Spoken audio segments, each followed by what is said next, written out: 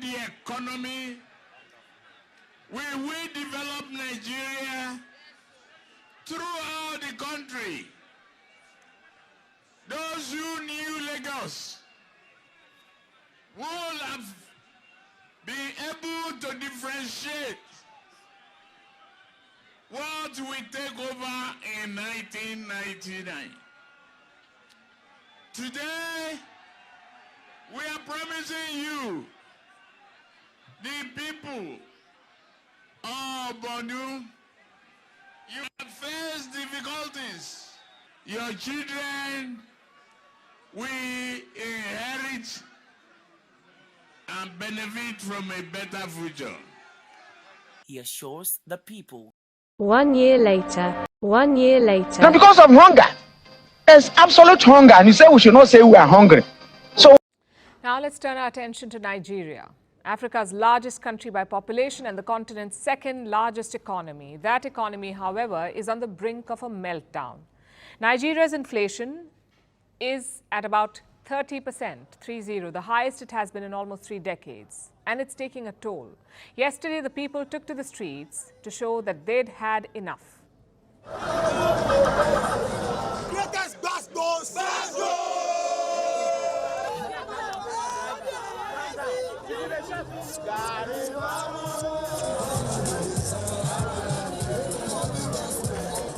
We are suffering.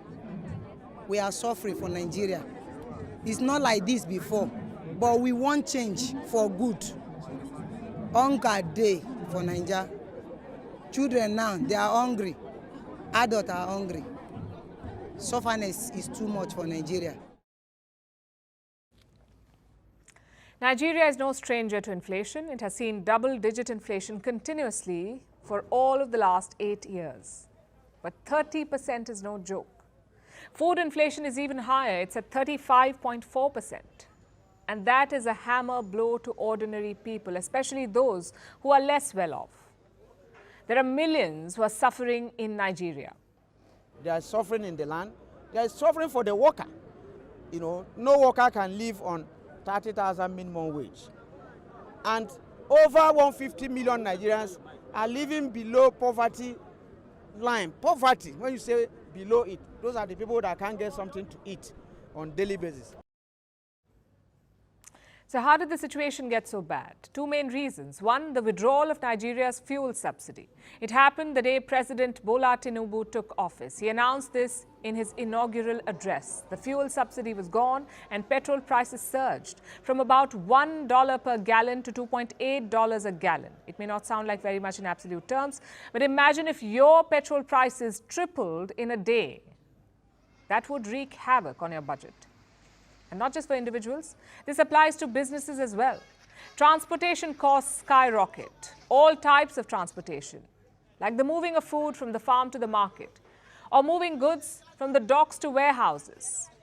These rising costs are passed on to customers, and eventually everything becomes more expensive. So Nigeria's fuel subsidy withdrawal had a domino effect, directly leading to the surging inflation, and the president would have seen this coming. Then why did he withdraw the subsidy?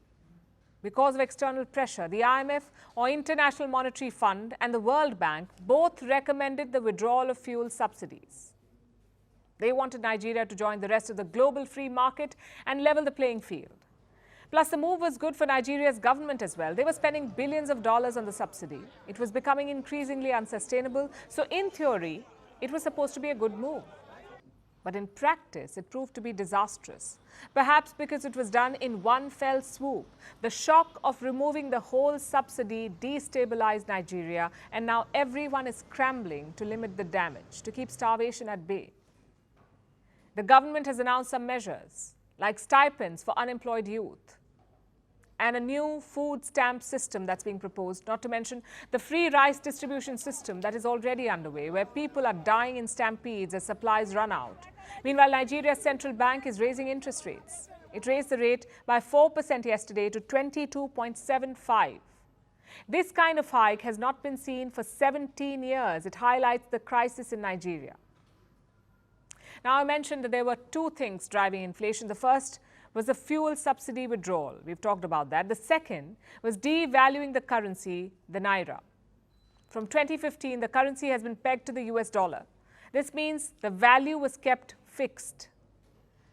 Its price was not allowed to change, so its real value was never reflected. This had artificially boosted the currency's value, and it helped Nigeria when it came to imports. They could buy essential goods at reasonable rates. But this currency peg was also undone by President Tinubu. He unpegged the Nigerian currency and then devalued it twice. Theoretically, this was another good move. It should have improved investor confidence, brought in foreign investment, and led to creation of jobs and industries. But again, the move backfired. The naira sank to record lows. This means imports are now far more expensive. Those costs are also passed on to customers, and once again inflation surges. So these were President Tinubu's twin reforms that have wreaked havoc. The intentions may have been good, but the implementation. Wahala deo, my country people. Mona help me share this video for others to know wetin dey happen for inside Nigeria. Una well